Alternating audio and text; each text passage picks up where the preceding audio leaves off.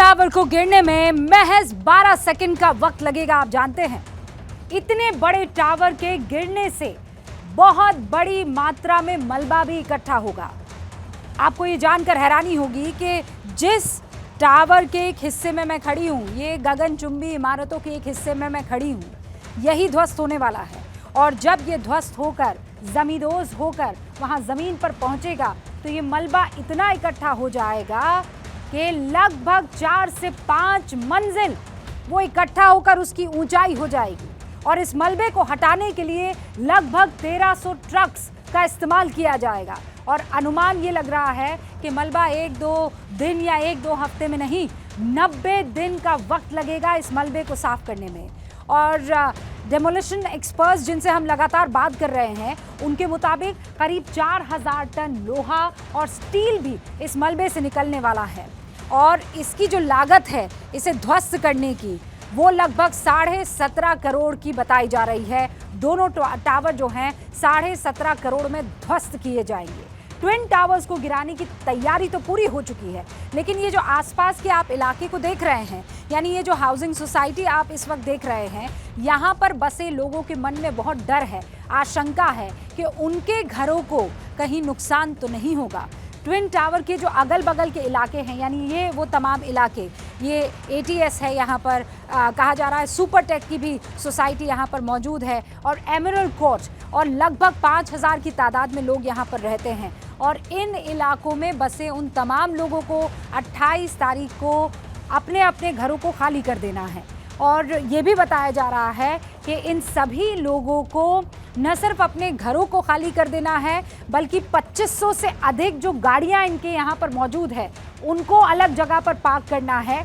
Botanical garden वो इलाका है जहाँ पर इनकी गाड़ियों को पार्क किया जाएगा। 28 अगस्त को करीब 1 घंटे के लिए, सिर्फ इस सोसाइटी की बात नहीं कर रही हूँ, यहाँ से अगर आप सीधे देखेंगे तो आपको नोएडा, ग्रेटर नोएडा एक्सप्रेसवे दिखाई देता है। सोसाइटीज़ में रहने वाले लोगों को साफ तौर पर वहाँ का वो फ्लाईओवर के साथ साथ वो जो एक्सप्रेसवे है वो नज़र आता है। वो एक्सप्रेसवे 1 घंटे के लिए बंद रहने वाला है।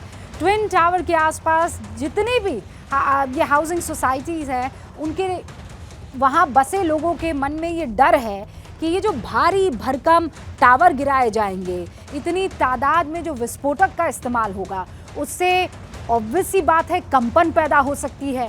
और इस कंपन से उनके घरों को नुकसान क्या हो सकता है।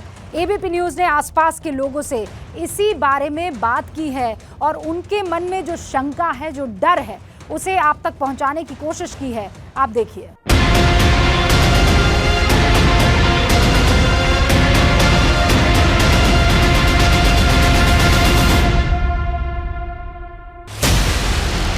ट्विन टावर 28 अगस्त को इतिहास बन जाएंगे और विस्फोटक विशेषज्ञों की दुनिया में एक केस स्टडी भी।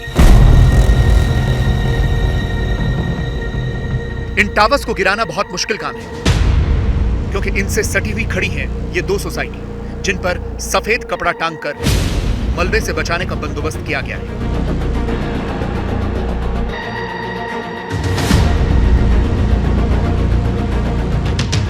सुरक्षा के बंदोबस्त तो पूरे हैं, लेकिन सुपरटेक एमराल्ड में रहने वाले लोगों के मन में अभी भी थोड़ा डर बना हुआ है। उनको डर है कि ट्विन टावर में ब्लास्ट के दौरान नजदीक बनी सोसाइटी में कंपन ज्यादा होने के कारण कहीं भारी नुकसान न उठाना पड़े। डर तो है ही, और लेकिन हम समझते हैं ऐसा कुछ होने वाला है नहीं, लेकिन फिर भी एक भय का माहौल तो है थोड़ा सा। क्या होगा कभी फर्स्ट टाइम हो रहा है ये, और इंडिया में तो लगता है इसमें भी टावर कभी गिरा ही नहीं। हम लोगों को कहा गया है 28 तारीख को सुबह 8 बजे तक ज़रूर खाली कर देना है, क्योंकि लाइट भी शायद कट कर दी जाएगी और गैस कनेक्शन भी IGL ब्लॉक करेगा।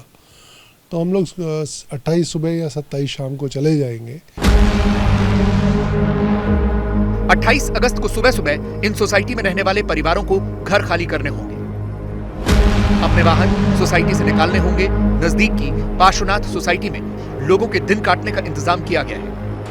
हम लोग रेजिडेंट से शेयर कर रहे हैं कि कैसे हमें खाली करना है, और लास्ट में हमारे जो टास्क फोर्स है सिक्योरिटी की, आफ्टर क्लियरेंसेस की सब चीज़ें मतलब एवैक्यूएट हो गए रेजिडेंट्स एंड ऑल सर्विसेज को लिफ्ट्स क्लोज करके, then finally they will give a clearance. अपने घरों में नुकसान की आशंका से लोग डरे हुए हैं। लेकिन एडिफिस इंजीनियरिंग के प्रोजेक्ट मैनेजर मयूर मेहता का कहना है कि नुकसान होने की आशंका ना के बराबर है।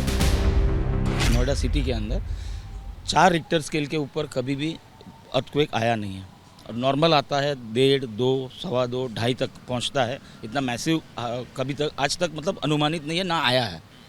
तो वो उसमें जो वाइब्रेशन होती है, ये बिल्डिंग गिरने के समय उसकी 10% वाइब्रेशन भी नहीं होगी।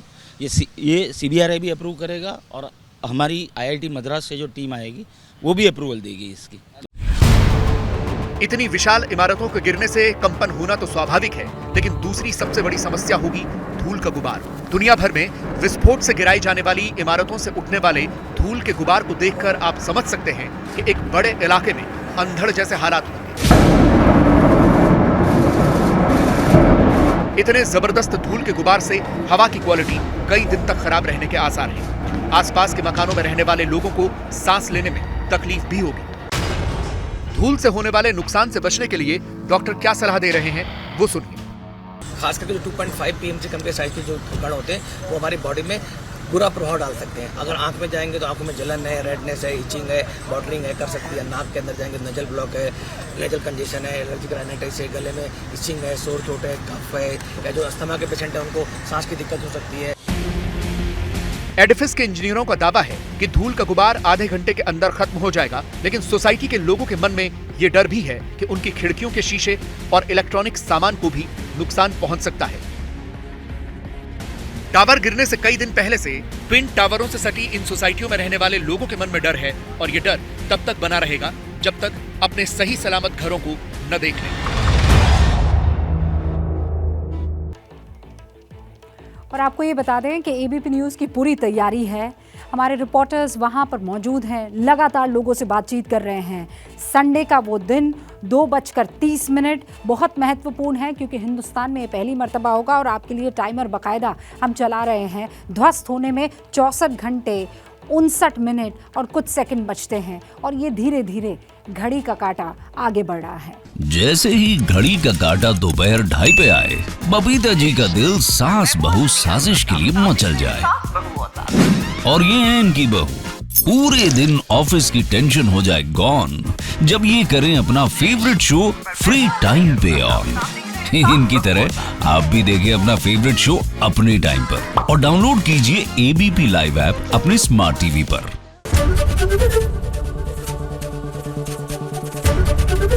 ABP न्यूज आपको रखे आगे।